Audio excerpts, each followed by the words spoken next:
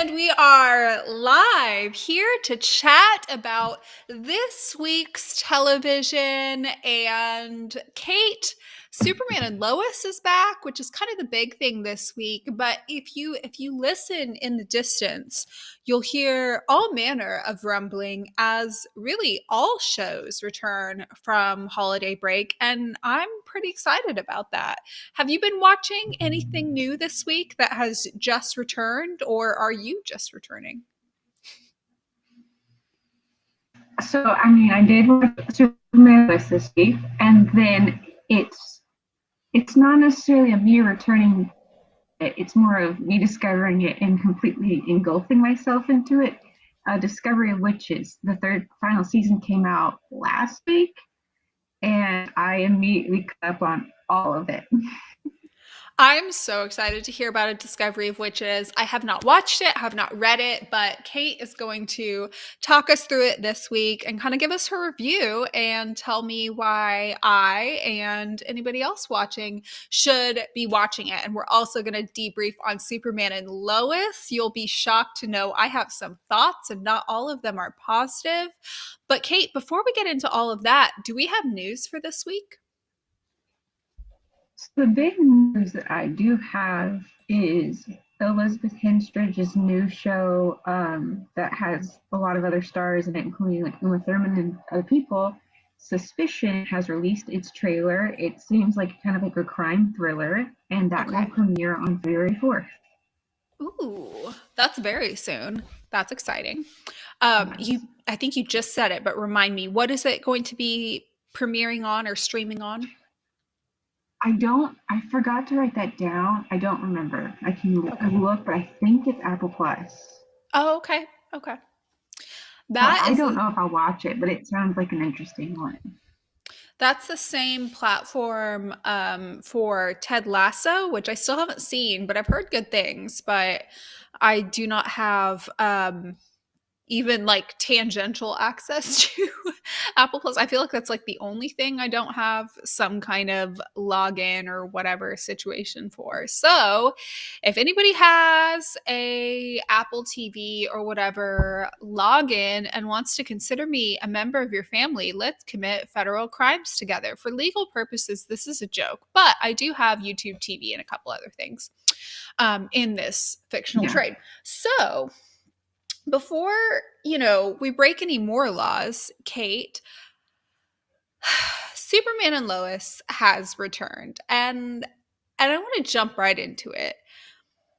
Both you and I had a little bit of a struggle with some parts of it. And I was surprised to hear that what we struggled with was not the same thing. So, talk to me a little bit about your thoughts on the season premiere of Superman and Lois, season two. I'm sure there was a lot that we had similar problems with, but the problem told you about already was there was a lot of pettiness and like unusual behavior in the first 5-10 minutes of the episode that then led to like me noticing a whole bunch of logistical issues, him saving the people on some of the other things that were really distracting to me after that. But what was really, I was just kind of picky from a science brain perspective of like why that makes no sense. But from like a storytelling perspective, to view after the Natalie showing up thing and Lois acting so completely differently, her like lashing out at the boys, all the different hints, like the 9 possible affairs that we're going to experience throughout this season. I was like, what is going on here? Um, Thankfully, like in the middle, there was a few scenes that like bolstered it enough, and Nora seems to be one of like the best of the episode. How much I felt the quality had reduced from how much I enjoyed last season. I completely agree. What really stood out to me was how we jumped straight into what I'm going to call minor conflicts asterisk next to the minor. We jumped straight into minor conflicts that I don't care about.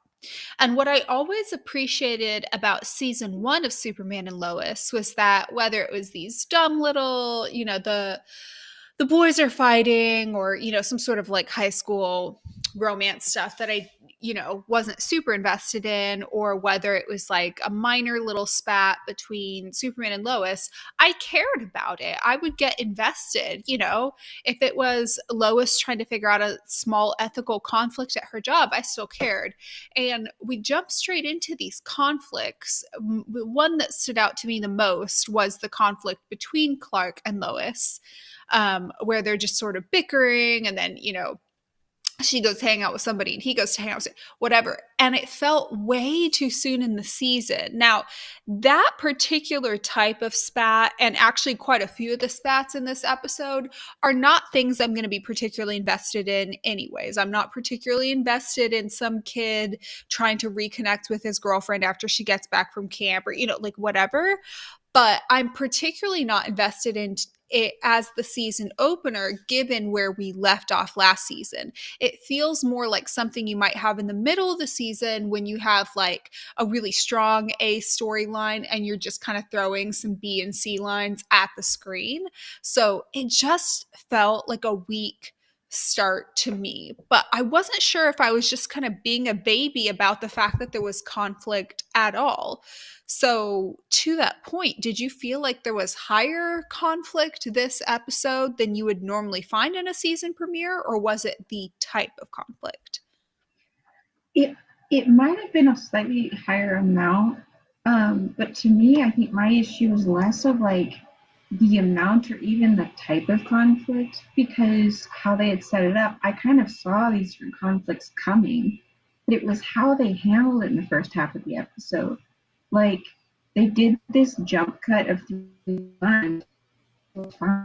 It's been about 3 months since it's on, and that's how they want to handle it. That's how they handle it.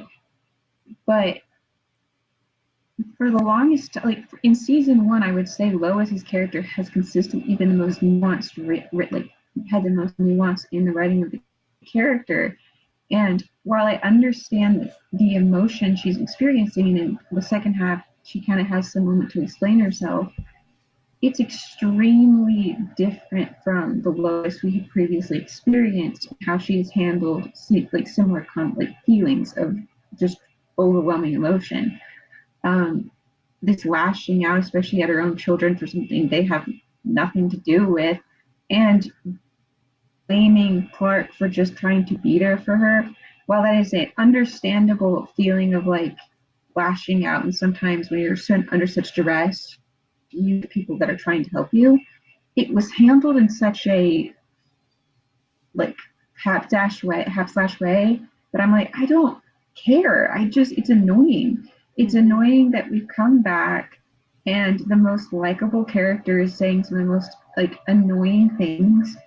And we're with the kids side, even though like the acting wasn't as always on par with the adults, at least I felt like they were writing some more realistic versions of what 15-year-olds go through, and we get back and it's a typical CW 15-year-old storyline. I was like, why do we have to go through this? You guys were doing so much better before.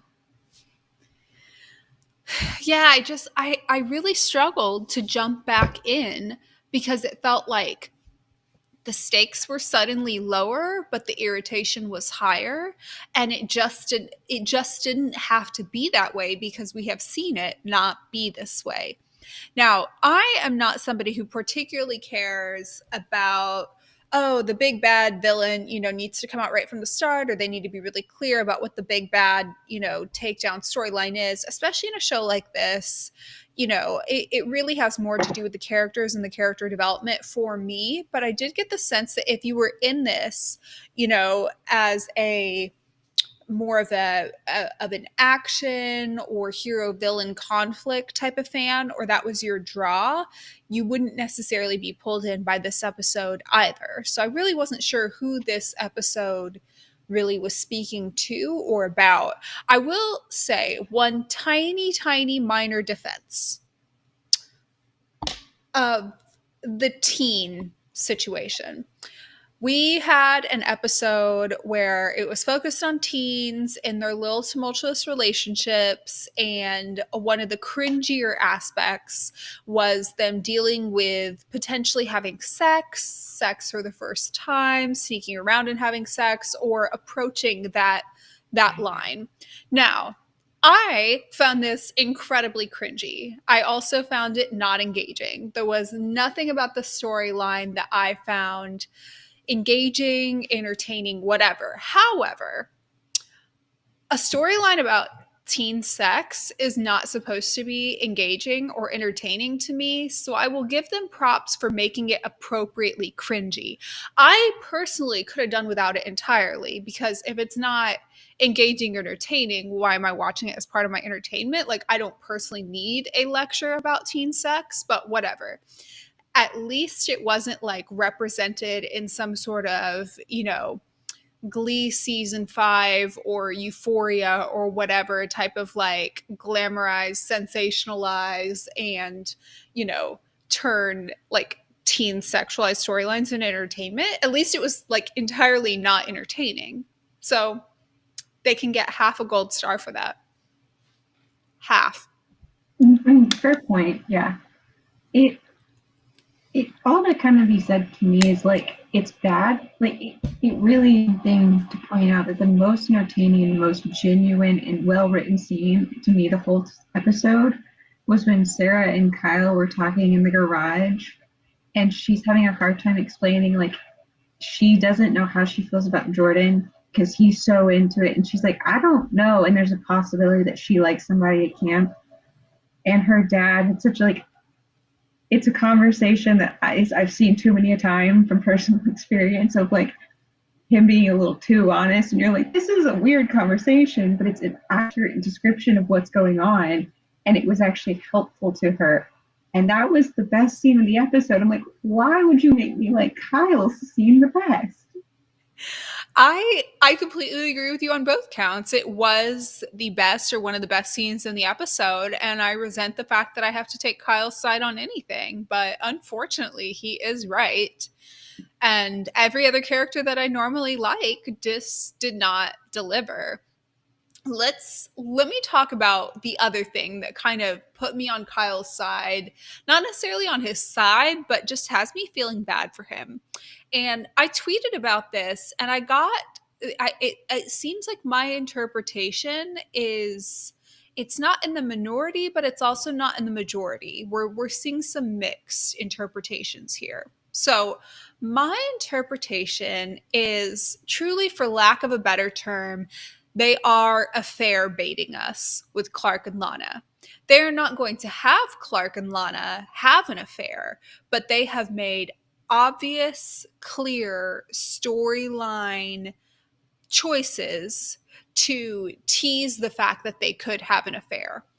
I do not think it is just, in the mind of the viewers who know that Clark and Lana, dated in another TV show or like dated in high school in this universe even, or whatever it is. I don't think it's just reaching. I think they've made clear, him saying, "Oh, I really want to get at the store to get the kind of wine that's her favorite wine," or the whole like up late drinking and talking about their, issues with their partners or whatever. This is clear affair baiting. It is very obvious, and they're just towing the line of plausible deniability because they don't actually intend on having them sleep together. Thank goodness, because I would hate an affair storyline on the show. Hate it, but everybody would. Superman and Lois forever, right? I just dislike the fact that they're affair Yeah. baiting in general, despite the fact that they've set us up to dislike Kyle. I just find the entire thing really cringy, and I don't think that there's any sort of like chemistry or intrigue or whatever that can even sell it to us from a like fictional naughty sense or whatever. If that's what you're into, like nothing about it speaks to me. So, rant being said, my two questions are, do you also interpret it as affair baiting, or are you part of the loosely 50% I'm seeing that just sees it as a friendship? And whichever way it is, do you like it? Is it a positive contribution to the show or negative?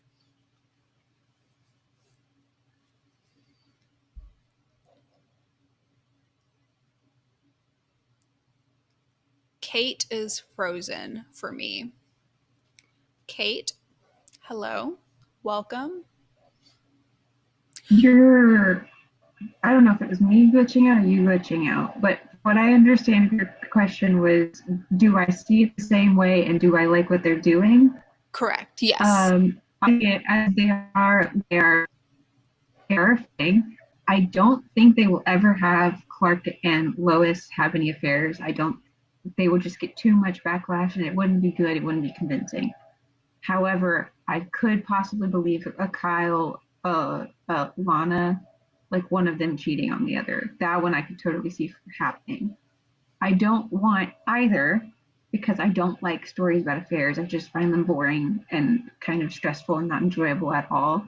And I don't enjoy that they're baiting it here because you can write them being like friends from high school, or even dating in high school, being like supporters of each other's marriages, of each other's lives and stuff like that, and it not be quite as like there's a lot of touching and like intentionally getting something really romantic she likes, and there's there is a level of we are reading into it because we have both watched just like a significant amount of CW and we know the signs of where we're hinting at an affair, so we know what they're doing, which is why it's frustrating that they're doing it. It's frustrating to see these signs again when we know what they're doing, and I'm like, I do not like it. Mm-hmm.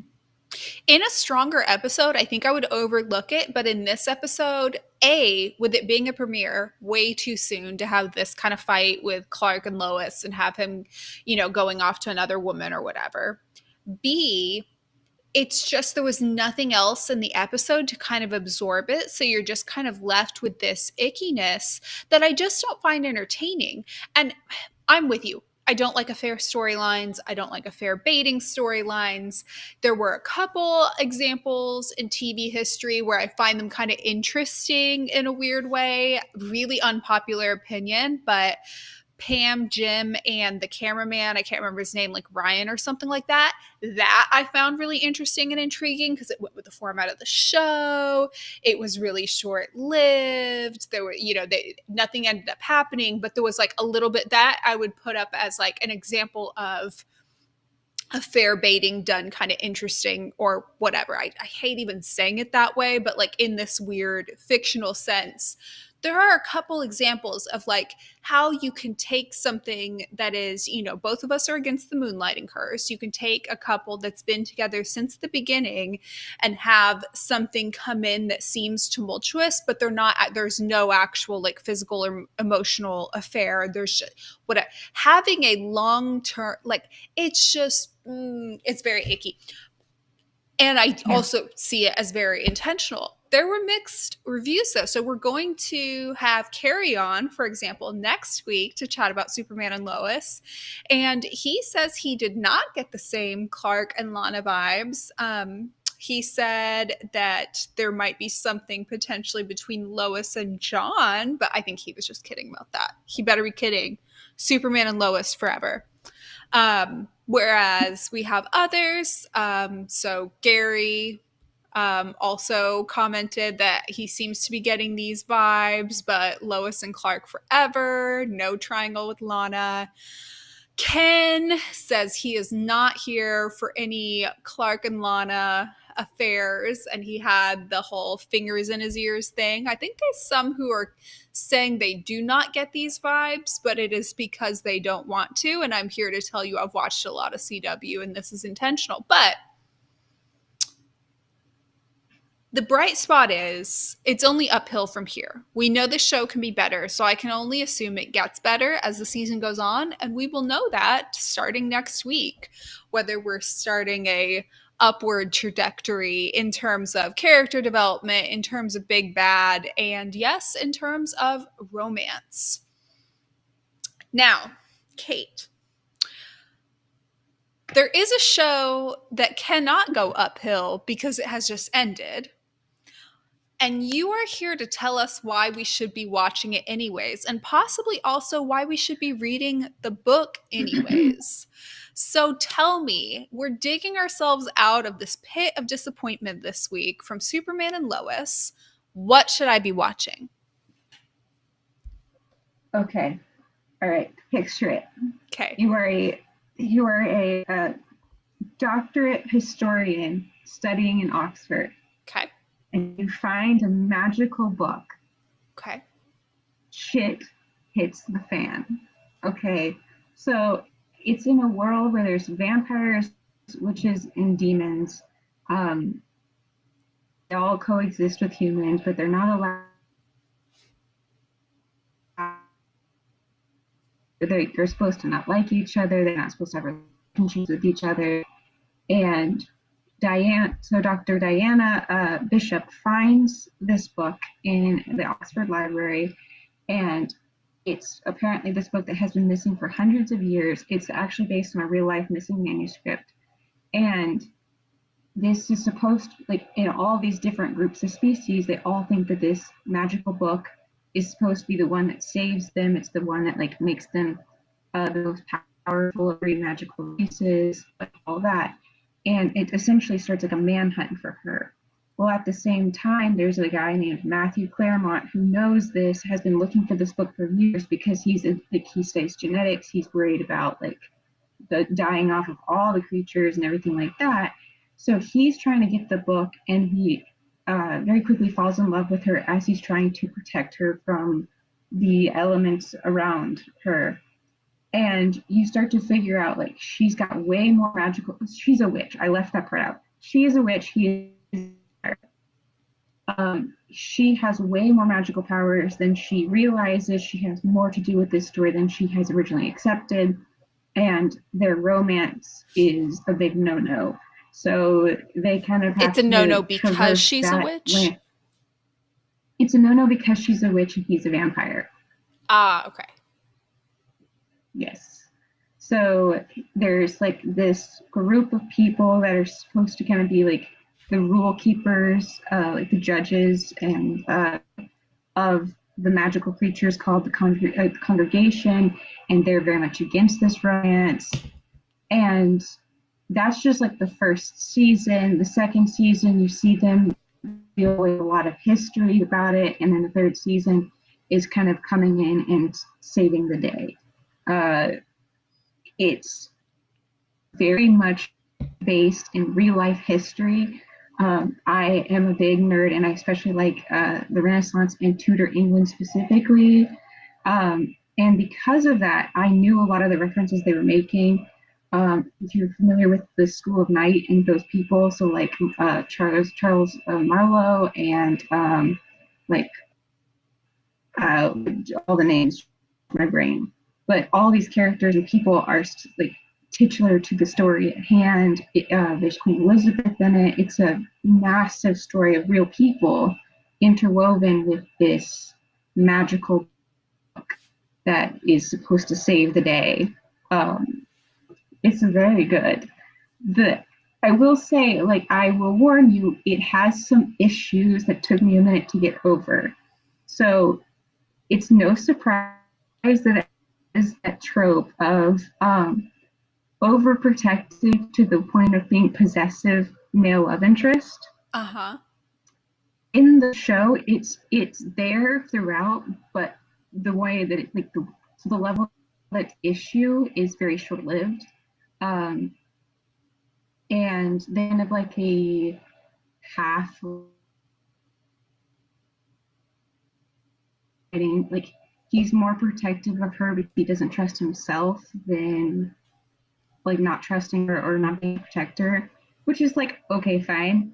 The book goes more in depth about it. In fact, in the book, the first book, it's harder to get over his possessiveness, but in the second book, it gives a even better explanation as to why he's like this. And I'm like, okay, but you still calm down. But other than that, it's great. So I have a couple questions. Go. Okay, so it's based on the books, and there were 3 TV seasons. Is that correct? Yes.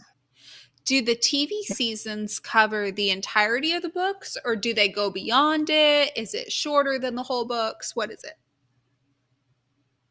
So I have read the first two books, and I have read like 10, 20% of book three.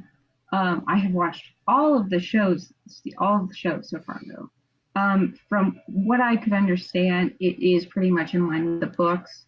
The TV show kind of condenses a lot of what happens because it rearranges the order of some scenes, but it does a really good job, I think, of taking the important stuff and putting it to screen.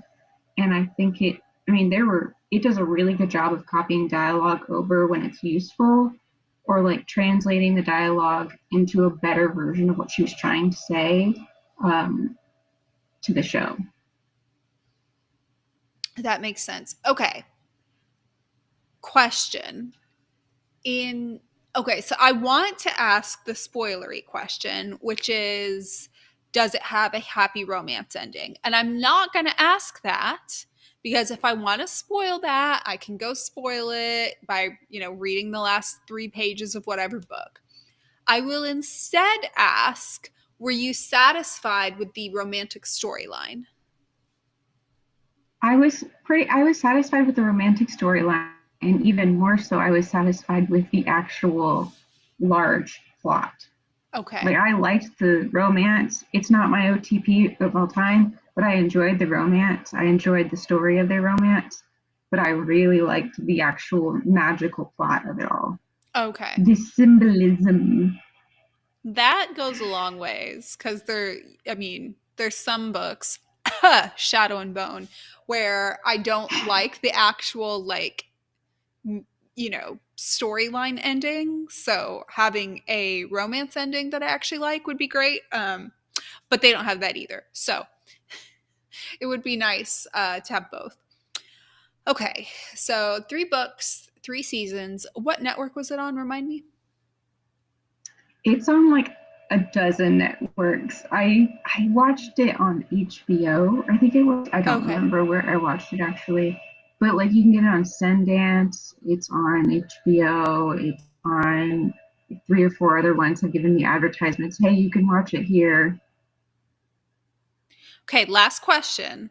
Was there like a Mm-hmm. standout performance, a standout actor, actress from this? Like, is the Yeah, acting good? yes, the acting's great. I mean, there are moments definitely where not everybody's on par with everybody else, but I think the main actress does a fantastic job. So it's Teresa Palmer. She is an Australian actress, and she plays it. The character she plays is American.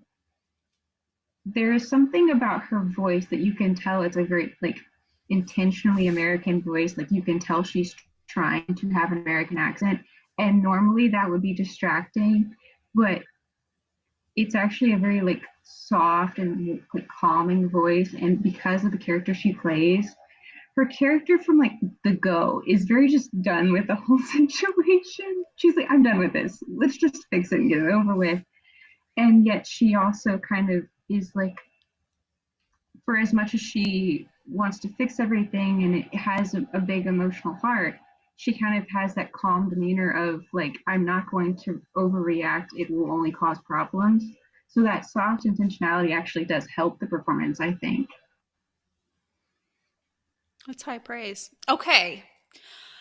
I am excited to start this. I will watch. I have been watching I don't think I mentioned it on here actually, but I've been watching Succession. I'm almost done with season 1 of Succession, and it's good, but it's good. It's very like, Mad Men esque. Like, you don't like any of the characters. None of them are particularly good people. Everybody's backstabbing, whatever, just constant, like, ethical, whatever. So having some kind of like fantasy, mystical, whatever with like a romance that I don't hate would be wonderful. And like, me, I'm always asking about the romance even on any given day. Like, that is something that I think is like such an earmark of like whether or not you're doing character development or not. Are you doing romance or not? You know what I mean? But Mm-hmm. particularly because I'm watching a show that has, it's not that it doesn't have any pairings, it's just like it doesn't have any good romance. I'm like, I need something. I can't do it. And I had such high hopes for Superman and Lois this week of like, oh, that's going to be my like happy, comforting, whatever show. No. So I still have an episode of This Is Us from this week that aired yesterday, and I'm sure that can, what it will lack in romance, it'll make up for inconsistency in having no good quality ships. There is a Yeah. new ship brewing on This Is Us, by the way, and I really thought they couldn't top the level of bad they've done thus far. I think they might be able to top it. This might be one of their worst ones yet. And I know I'm like constantly on the Kevin and Kate hate train, and this is just part of it, but they really may pull out all the stops for this final season and have truly their worst ship from the entire show. And you got to give them kudos for that, you know? Putting in the work. That's right. Well, if it's any more encouragement to watch a Discovery of Witches, whereas like some of the other shows you've mentioned, there's only scraps of a good romance, or it's like cringy because they're fighting, or like there's a suggestion of affair. This is sometimes cringy on the other aspect. Like I don't particularly love a insta love all that much, and in the second two seasons, it gets farther away from that. It doesn't feel like that anymore. But the first season takes place over like 2 weeks, a month maybe. And when you constantly think about that, your brain just goes, this doesn't feel right. I have questions. Um, but if you take that part out, it's fine. There is a scene that makes me laugh every time I think about it, where they're eating dinner, and I'm like, I can't not laugh at something she does. But I would say, especially the second and third season, the romance definitely is good. If it is a matter of like characters falling in love over the course of, a couple weeks or whatever, keep in mind that I watched The Bachelor like willingly, like without a gun to my head. So, the bar is on the floor there. I am well familiar with that concept. Married at First Sight has started back up. Like if we're talking a quick turnaround, I am primed and ready to enjoy that entertainment. Um, do you want to hear about The Bachelor from this season? No, Not really, but you can go ahead and talk about it. I will. Okay, so The Bachelor from this it just started back up, brand new Bachelor. His name's Clayton, whatever. Okay, so I don't have a picture of him readily available to put on screen, but just know that he looks like a video game default character. And that is a compliment, by the way. He looks like a extremely typical, attractive main character. He is very tall. He is very muscular. He has a chiseled jaw, like all of the ear markers of what a typical person would find typically attractive. The good teeth, good eyes, good whatever. He has it. Okay. Okay. The looks, the athleticism. Check. Next, he is also educated. Um, Here's where it starts falling apart a bit because there's a little pause behind claiming he's educated. He is easily one of the dumbest people I've ever seen on this franchise, and that is truly saying something. That is really saying something because the bar was 6 feet under. You know what I mean? But on paper, he is educated. He has, I think, like a degree and a master's or something to that effect, right? He has a job. He is employed. He has played in the NFL, which could be an explanation for why he acts like he is dumb and has perhaps sustained some head injuries. And they've had people on this show who like played professional NBA or played NFL, but they were like third string whatever and never actually played anything at all. There's just like that's the only like personality characteristic they have. It sounds like he actually like played in the NFL, whatever. Okay. On paper, he is a good fit for a guy where if I took any 30 random girls who are all, very hot and want a dream guy he is what you would think of as like what the typical girl who would apply for The Bachelor would want, okay? Literally, the only thing he needs is a grain of personality. You know what I mean? Like, there are girls who have gone onto this show who, you know, like standards on the floor when it talks in terms of like The Bachelor and getting any time with him, when we're talking in terms of like Bachelor in Paradise, whatever. Like, the girls are mostly on there for like airtime and fame, and I say that with respect. And in terms of the connection they need with this guy to stay on there, barest minimum personality. 3 girls self-eliminated night 1. 3. We've seen cases where 1 has left. We've seen cases where 2 have left over the course of the whole season. 3 have left night 1, and we have at least 3, maybe 4 girls openly vying for sort of like the villain role. There's always like 1 or 2 girls who like kind of, when they know they're about to get eliminated, do like a villain edit where they're, you know, they cause some drama or say something slanderous about somebody else. And it's just their way of like getting some airtime and getting some laughs and getting some clicks and, you know, maybe lasting another week for a storyline. So they build up their Instagram followers. It's a common thing to be done, but usually only like 1, maybe 2 people. Multiple girls already this early on are vying for the villain role. Like, not a single woman has expressed even the slightest bit of interest in him, because I have never seen anybody. I feel like you'd have to try to have this little personality. And you know, I'm hard on men, by the way. Like, I get it. This is coming from me, and I can be, you know, I watch these shows to drag the men, but truly he has not even met my barest minimum expectations. And it is just so fascinating to watch one of the more attractive guys I've ever seen on this franchise just not be able to pull a single girl. Like, not like there's no like real attraction or interest they're expressing other than like for the camera, because he's that boring.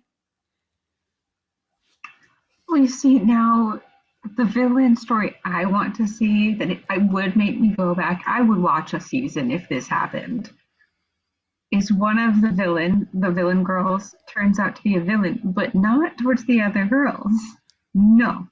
She makes him absolutely head over heels in love with her, and then tells the other girls that she thinks like he's an absolute idiot.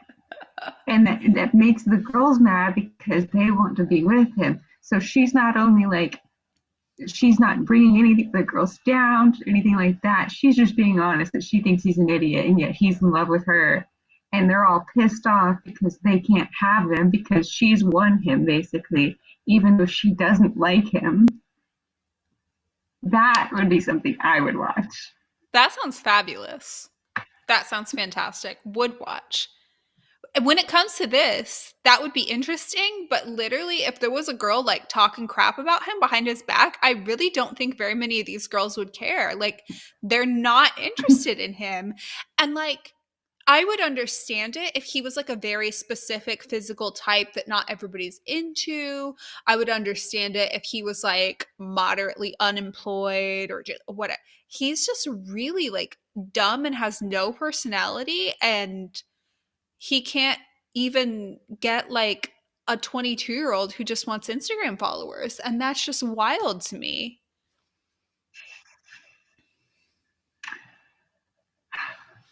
Anyways, stay tuned for more updates on this season of The Bachelor.